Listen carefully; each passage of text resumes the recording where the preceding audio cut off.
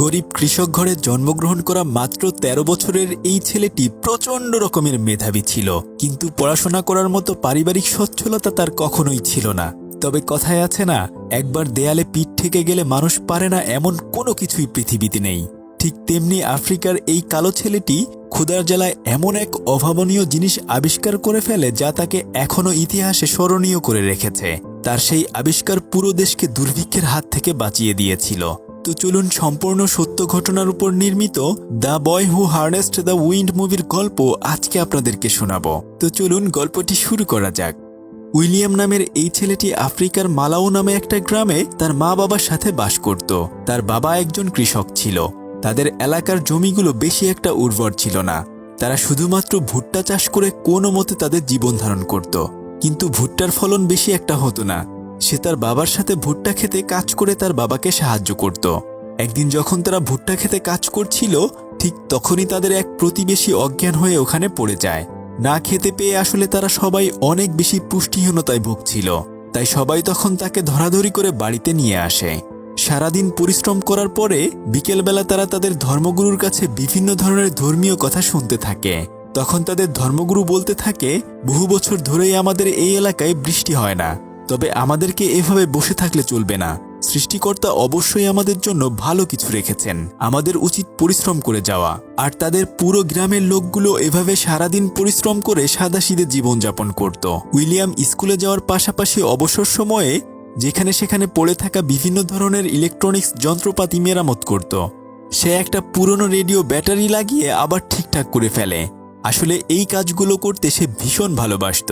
তার বাবা বাইরে মেঘের গর্জন শুনে রেডিওটি নিয়ে হাঁটতে হাঁটতে মাঠের দিকে যায় খবর শোনার জন্য। আসলে যদি তারা রেডিওতে বৃষ্টির খবর শুনতে পায়, তাহলে জমিতে বীজ বুনে ফসল ফলাবে। উইলিয়াম টুকটাক বাড়ির অনেক কাজ করে দেয়। সে যখন তাদের টিনের ঘরের চাল ঠিক করছিল, আর ঠিক তখনই ওখানে একজন বৃদ্ধ লোক চলে আসে। সে উইলিয়ামের কাছে একটা রেডিও মেরামত করার জন্য দিয়েছিল। তখন উইলিয়াম বলে, আমি আর কয়েকদিনের মধ্যেই আপনার রেডিওটি ঠিকঠাক করে দিয়ে দিব। উইলিয়ামের বাবা মাঠে যাওয়ার আগে তার ছেলের জন্য নতুন এক সেট স্কুল ড্রেস কিনে দেয়। সে কুয়া থেকে পানি তুলে গোসল করে স্কুলে যাওয়ার জন্য রেডি হয়ে তার রুমে গিয়ে নতুন ড্রেস পেয়ে অনেক বেশি খুশি হয়ে যায়। সে নতুন ড্রেস পরে বাইরে বের হয়ে আসলে তার মা বাবা এবং ভাই বোন তাকে দেখে বলতে থাকে, নিশ্চয়ই উইলিয়াম একদিন ডাক্তার কিংবা ইঞ্জিনিয়ার হবে। তখন তার বাবা তাকে বলে, দেখো, আমি ছোটবেলায় স্কুলে যেতে পারিনি, কিন্তু আমি চাই তুমি পড়াশোনা করে মানুষের মতো মানুষ হও। উইলিয়াম তখন মাথার উপর দিয়ে হাত দিয়ে কান ধরে বলে, দেখো বাবা, এখন আমি অনেক বড় হয়ে গেছি। আমি পড়াশোনা করে একদিন তোমাদের মুখ উজ্জ্বল করব। এরপর তারা সবাই মিলে একসাথে খাওয়া দাওয়া করে যার যার কাজে চলে যায়। এমনিতেই তাদের জমিতে ফসল ফলে না, কিন্তু এছাড়াও মোটামুটি তাদের ওখানে গৃহযুদ্ধ লেগেই থাকত, যার ফলে তারা সবাই অনেক বেশি আতঙ্কে থাকত। যাই হোক, অন্যদিকে উইলিয়াম খুশি মনে স্কুলে চলে যায়। তাদের প্রধান শিক্ষক যখন তাদেরকে মাঠে দাঁড়িয়ে কথা বলছিল, আর ঠিক তখনই বৃষ্টি শুরু হয়ে যায়। দৌড়ে সবাই ক্লাসে আসলে তাদের বিজ্ঞানের টিচার তাদেরকে পড়াতে শুরু করে। ক্লাস শেষ করে উইলিয়াম তার বোনের দিয়ে একটা চিঠি তার ক্লাস টিচারের কাছে দেয়। আসলে তার বোন ইউনিভার্সিটিতে ভর্তির আবেদনের কাগজটি তাকে দিতে বলেছিল। তখন তার শিক্ষক বলে, তোমার বাবাকে দ্রুত স্কুলের টাকা পরিশোধ করে দিতে বলিও, না হলে সামনে তুমি আর এখানে ক্লাস করতে পারবে না। উইলিয়াম তখন মন খারাপ করে স্কুল থেকে বাড়িতে ফিরে এসে তার বাবার সাথে জমিতে কাজ করতে সাহায্য করতে শুরু করে। এত কষ্টের পরেও সে সব সময় তার পড়াশোনা ঠিকঠাক মতো চালিয়ে যায়। আগামীকাল তার একটা পরীক্ষা ছিল, কিন্তু বাড়িতে কেরোসিন তেল না থাকার কারণে সে তো রাতের বেলা পড়তে পারবে না। তাই সে কাজ করে দিনের বেলাতেই তার পড়া গুছিয়ে নেয়। এভাবে অনেক কষ্টে তাদের দিন কাটতে থাকে। উইলিয়াম স্কুল শেষ করে স্কুলের পাশে একটা পরিত্যক্ত জায়গায় যায়, যেখানে অনেক ধরনের ইলেকট্রনিক্স পণ্য ভাঙাড়ি হিসেবে ফেলে রাখা হয়েছিল। যেহেতু সে রাতের বেলায় পড়তে পারে না, তাই কোনোভাবে আলো জ্বালিয়ে যেন সে পড়তে পারে এমন কিছু খোঁজার জন্য সে ওখানে গিয়েছিল। সে অনেক খোঁজাখুঁজি করার পর ওখানে একটা পুরনো ব্যাটারি খুঁজে পায়। ওটা নিয়ে সে খুশি মনে বাড়িতে ফিরে আসে।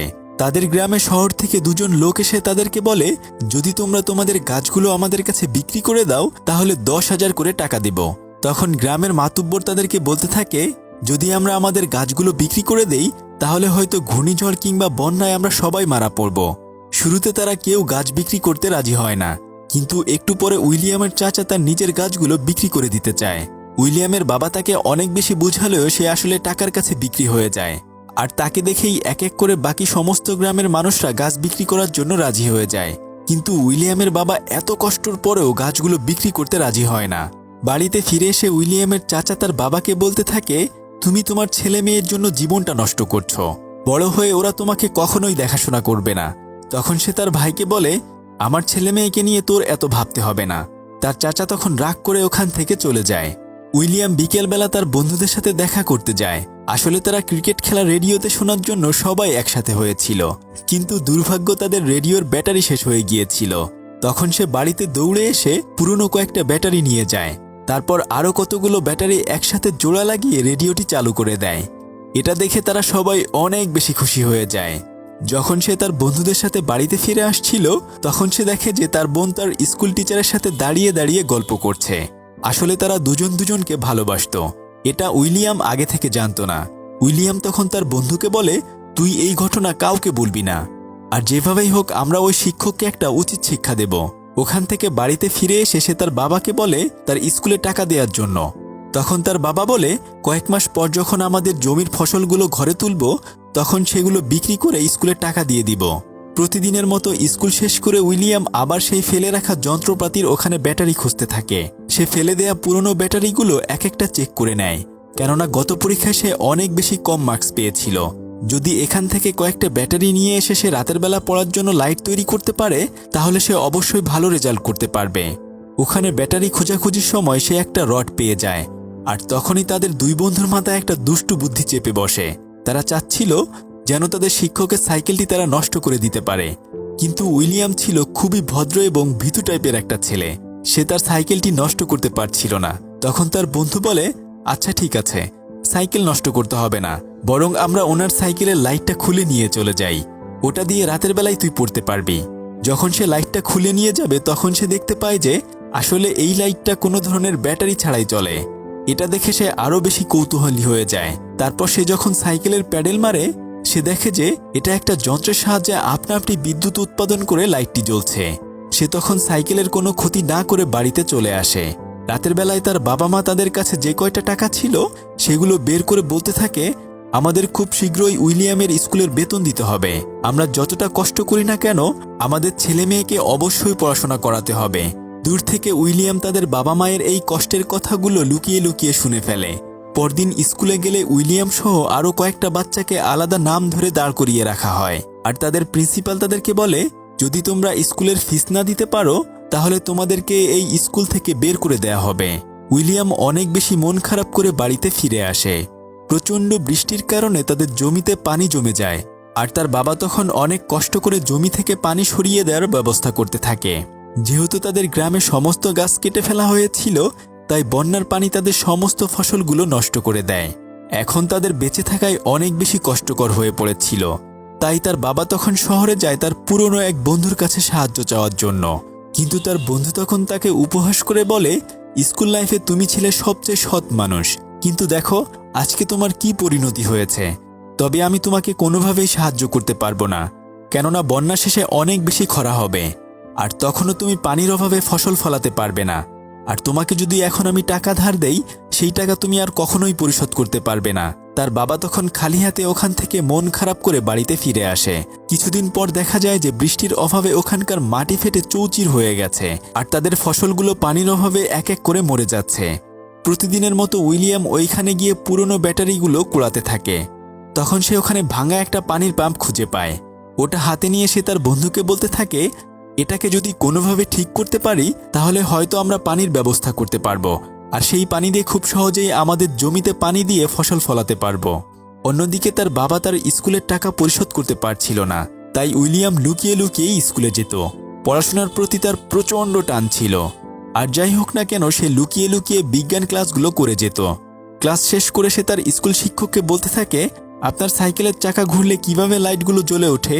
তখন তার শিক্ষক বলে, ওটা একটা ছোটোখাটো ডায়নামো, যা নিজে নিজেই বিদ্যুৎ উৎপাদন করতে পারে। উইলিয়াম এ ব্যাপারে জানতে চাইলে তার শিক্ষক বলে, তুমি যদি তোমার দুই হাত বারবার ঘষা দাও, তাহলে দেখবে ওখানে একটা চৌম্বকের সৃষ্টি হয়েছে, আর ওটাই একসময় বিদ্যুৎ উৎপাদন করতে সক্ষম হয়। এই কথা শুনে উইলিয়াম ডায়নামো কিনতে চায়, কিন্তু আসলে এটা কেনা এত বেশি সহজ ছিল না। সে তখন বলে, আচ্ছা স্যার, যদি আমি কোনোভাবে নিজে নিজেই এটি তৈরি করতে পারি, তাহলে আমাকে কি কি করতে হবে? তখন তার বিজ্ঞান শিক্ষক বলে, এ ব্যাপারে লাইব্রেরিতে গেলে তুমি বই পড়ে অনেক কিছু জানতে পারবে। আমি আসলে এই ব্যাপারে খুব বেশি জানি না, কিন্তু যেহেতু সে ওখানকার স্টুডেন্ট ছিল না, সেজন্য সে তো লাইব্রেরিতে ঢুকতেও পারবে না। তাই সে তখন তার বোনের কথা বলে তার টিচারের কাছ থেকে সাহায্য চায়। তার শিক্ষক আর কোনো উপায় না পেয়ে তাকে সাহায্য করে লাইব্রেরিতে বইটি পাওয়ার জন্য। সে অনেক খোঁজাখুঁজি করে ডায়নামো তৈরি করার একটা বই পেয়ে যায়। প্রতিদিন সে ওখানে গিয়ে সেই বই পড়ে ডায়নামো বানানোর চেষ্টা করতে থাকে।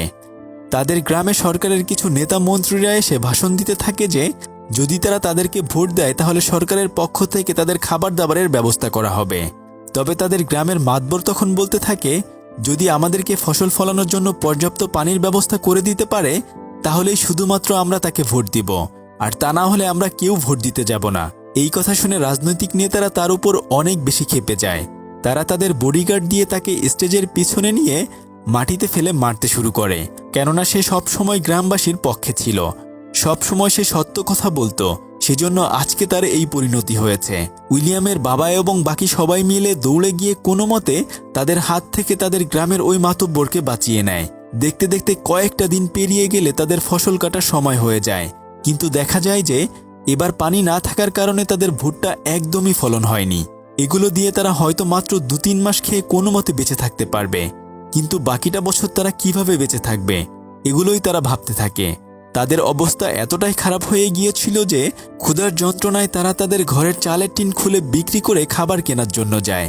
কিন্তু বাজারে গিয়ে দেখা যায় যে চালের দাম 24 টাকা থেকে 105 টাকা করে ফেলা হয়েছে। রেডিওতে সরকার তখন বলছে যে এখন জনগণকে কোনো ধরনের সাহায্য করতে পারবে না যতদিন পর্যন্ত নির্বাচন শেষ না হয়।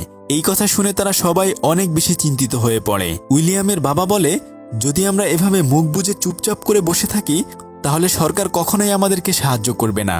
সেজন্য আমাদেরকে কঠোর আন্দোলন করতে হবে। তাই সে ট্রাকে করে বাকি মানুষদের সাথে বিক্ষোভ করার জন্য চলে যায়। তার পরিবারের সবাই তখন তার বাবাকে নিয়ে চিন্তা করতে থাকে। পরদিন সকালবেলা উইলিয়াম যখন স্কুলে যায় তখন স্কুলের প্রিন্সিপাল তাকে দাঁড় করিয়ে বলতে থাকে, তুমি বিনা অনুমতিতে লাইব্রেরিতে পড়াশোনা করো আর মাঝে মাঝে ক্লাস করো। আমি আজকে থেকে তোমাকে এই স্কুল থেকে বহিষ্কার করে দিচ্ছি। উইলিয়াম তখন কান্না করে বলতে থাকে, আমার বাবা কয়েকদিনের মধ্যেই স্কুলের টাকাগুলো দিয়ে দিবে। কিন্তু প্রিন্সিপাল তখন তাকে জোর করে স্কুল থেকে বের করে দেয়। এখন তাদের ঘরে খেয়ে বেঁচে থাকার মতো ওরকম কোনো খাবার ছিল না। তাই যখন ট্রাকে করে সরকারি পণ্য কম দামে বিক্রি করার জন্য গ্রামে আসে তখন শত শত মানুষ সেই ট্রাকের পিছনে খাবারের জন্য দৌড়াতে থাকে। ক্ষুধার যন্ত্রণায় মানুষ তখন একে অপরের সাথে মারামারি বাঁধিয়ে দেয়। যদিও তারা অল্প কিছু চাল কিনে আনে, কিন্তু দেখা যায় যে মানুষের এতই খাবারের অভাব ছিল যে একজন মানুষ এসে তাদের থেকে জোর করে ওই চালগুলো নিয়ে যায়। এমনকি পাশের ঘরে তারা যে ভুট্টা জমিয়ে রেখেছিল সেগুলো মানুষজন চুরি করে নিয়ে যায়।